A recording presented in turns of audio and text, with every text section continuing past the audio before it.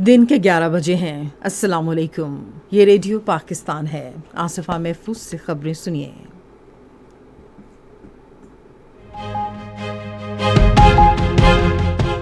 अहम खबरों का खुलासा। सदर और वज़ीर आज़म ने जमहूरियत, आज़ादी और समाजी और माशी इंसाफ के उसूलों को बरकरार रखने का अज़्म ज़ाहिर किया है। वज़ीर ख़ज़ाना चौथी international conference on financing for development में शिरकत के लिए स्पेन रवाना हो गए हैं। पाकिस्तान स्टॉक एक्सचेंज में आज कारोबार के दौरान तेजी का रुझान देखा गया और 100 इंडेक्स में 450 पॉइंट से ज़ायद का इजाफा हुआ है। इस्लामी ताउन तंजीम ने गजा में इंसानी हुकूक की बिगड़ती हुई सूरत हाल से खबरदार किया है।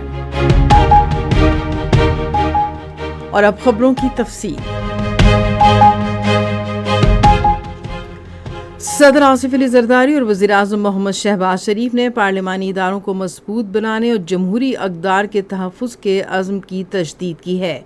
आज पार्लिमान के आलमी दिन के मौके पर अपने अलग अलग पैगाम में उन्होंने जमहूरियत, आज़ादी, जामइयत, रवादारी और समाजी और माशी इंसाफ के उसूलों को बरकरार रखने के अज़्म का इजहार किया। सदर आसिफ अली जरदारी ने कहा कि पार्लियामेंट मौसर कानून साजी और निगरानी के ज़रिए अवामी खिदमात की फ्राहमी बेहतर बनाने, तर्ज़ हुक्मरानी और जमहूरी इदारों को मजबूत बनाने में मदद कर सकती है। वज़ीर आज़म शहबाज शरीफ ने अपने पैगाम में कहा कि पार्लियामेंट हमारे जमहूरी ढांचे में मरकजी हैसियत रखती है और जवाबदेही, शफाफियत, सिनफी मसावात और समाजी तहफ़्फ़ुज़ को यकीनी बनाती है। पार्लिमान के आलमी दिन के मौके पर अपने पैगाम में स्पीकर कौमी असम्बली सरदार अयाज सादिक ने कहा कि जमहूरी निज़ाम के इस्तेहकाम के लिए पार्लिमान की बालादस्ती नागुज़ीर है।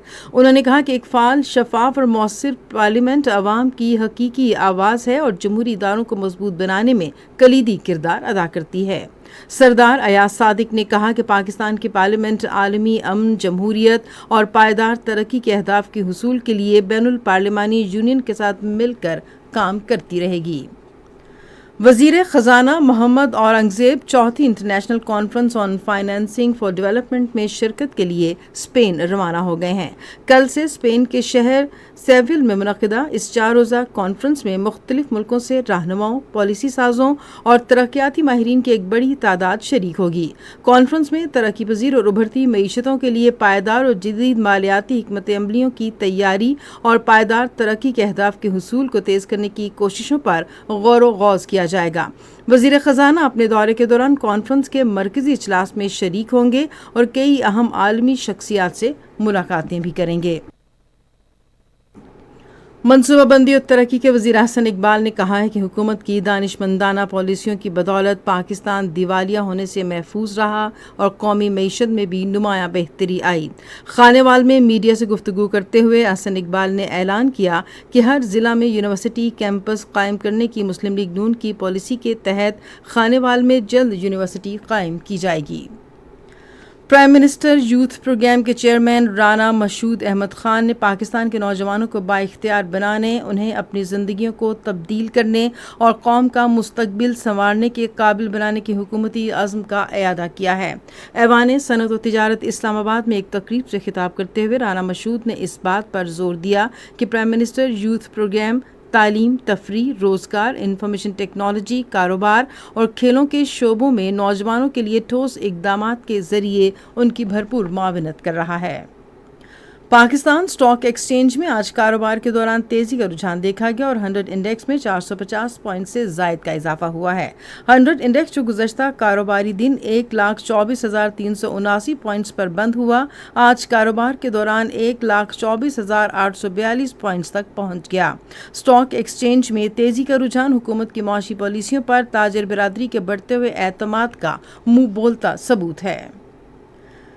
इस्लामी ताउन तंजीम ने मगरबी किनारे के इलाके में इसराइल और इंतहा पसंद यहूदी आबादकारों की जारहियत और मुनज़्ज़म दहशतगर्दी की शदीद मजम्मत की है।